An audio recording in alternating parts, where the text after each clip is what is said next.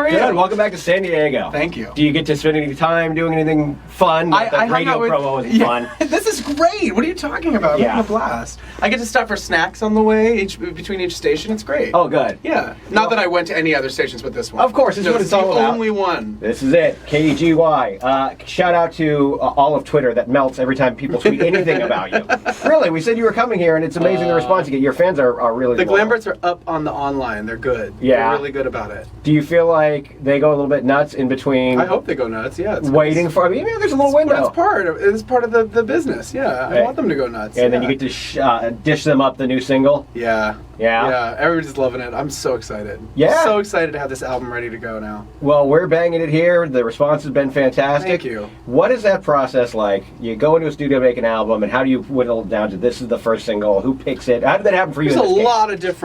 lot of different circles it has to go through. But I started writing this over a year ago in Sweden. I spent 2 months in Stockholm. It was crazy, and it was February, March, so there was like no sun. It was really dark and really cold. Hence the ghost town kind of haunted sound of it. And we finished everything up in LA about a year later after my Queen tour dates were done.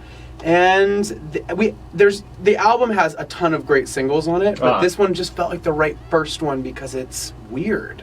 Yeah. It's left of center, it's different, it's something I hadn't heard before. Right. And yeah, everybody loves it. Everybody loves dancing to it. Well, us radio folk appreciate having something that sounds a little bit different and new, and, how things kind of go in cycles. Yeah. Do you like, EDM's the big thing right now. Do you get into that vibe at all? Yeah, I mean, the thing about this EDM sound on my song is that it's over the last couple of years it was one thing, and this is definitely the newer EDM movement. It's house. It's a kind of a 90s throwback feel. It's very popular right now in the UK. And in Europe, and it's starting to kind of come over here. So I'm glad that it's kind of a new EDM sound, Yeah. Yeah. It's cool. It's always fun to do something new. Yeah. And does this still feel new? It's been you started your career in such a high-profile way. Do you feel like a grizzled veteran now, or or is it still like, oh, this is still so fun and exciting? It is. It's really good when you have something that people like. Yeah. A song that people are responding to, and I think this is just the tip of the iceberg. I can't wait for people to hear the album in June when it comes out. June 16th. June 16th, yeah. And I hope I'm not ruining anything, any surprises, but they do the instant grat tracks, where if you've ordered the album, there's a couple other songs that come out before the drop date. Right. So that's coming too. Okay, so you're gonna get to hear a couple more songs before the album comes out. Cool. Yeah. So how are you spending time when you're not in the studio promoting your record right now? What's up? What's new with you? Well, that's kind of my focus right now. I did, I was on tour with Queen last year, which was crazy. Yeah. And wild and. And how big were those shows? They were like arena shows, right? We were selling out arenas. That's wild. Yeah, we did over 20 dates here in the United States. And then we did Australia and Asia and New Zealand. Took a little break. I finished my album, and then we did the UK and Europe at the beginning of this year, and it was crazy. I couldn't believe it. The response was beyond what I thought it was going to be. I was a little worried actually in the beginning. I thought, oh my gosh, I hope that the Queen diehard fans accept me. Of course. I hope I can live up to some sort of expectation. Yeah. And do Freddie's memory justice. There's never going to be another Freddie Mercury. Right. And I would never want to seem like I was trying to compete or take his place, because that was not it at all. It was more about like paying my respects to the band and bringing the music to life again on stage. Are you familiar with the game F, Marry, Kill? Yeah. Okay, I want to do a performer version of F, Marry, Kill. Okay. As a performer, F, Marry, Kill, an intimate show at a 200-person venue. Okay. A medium-sized show, or the big arena shows you were just doing. So I have to F, Marry, Kill, which... yes. Okay. So one you can do this forever. Is very existential. Okay. I know. Okay. So what were my three options again? It's just like a small, medium, little large? show, medium, or large show. So one you can do forever, one you get one last fling with, one you can never do again. This is weird. Good. This is good. Like you, Adam. I would F the medium show, because it's like a one-off, like that felt good, whatever. I would marry the smaller show. Okay. Because that's the kind of thing where you connect the most with people. Yeah. You can like make more eye contact. Right. It's more intimate, like marriage. Uh-huh. And then when I do a big show, I kill it. So. Okay. All right. Very well answered. Yeah. So what happens between now and the 16th? You keep getting everyone ready for it, and you put out those other couple singles. I'm gonna come visit people in the stations and meet fans and drum up business. Try to get back on TV again. Do some more performances there. Right. Start kind of.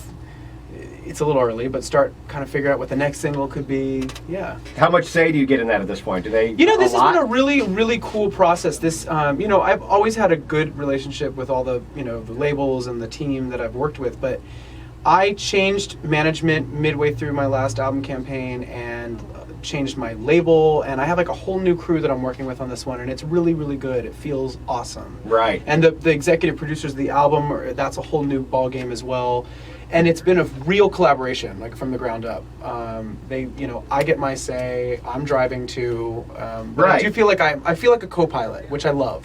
Shouldn't that be the way it is, though? Isn't it insane? It should be that way. If people go out and find artists and then want to tell them how to do their art. Yeah, well, and as an artist, like you have to be excited about what you're putting out, and like for example, Ghost Town, we had like 4 or 5 possible first singles. There's some really great material on this album, and it was picking which direction to go in first, and I pushed really hard for Ghost Town, so I'm glad that they honored my wishes. You're right. It's off to an amazing start, right? Yeah, thank you. Now, it's interesting, doing what I do for a living, one of the things people always ask me is, what celebrities or artists are cool and which ones are jerks? And the honest answer, and I think you probably agree with this, is like everyone's basically working, promoting something, so everyone's fine. For the most part. Yeah.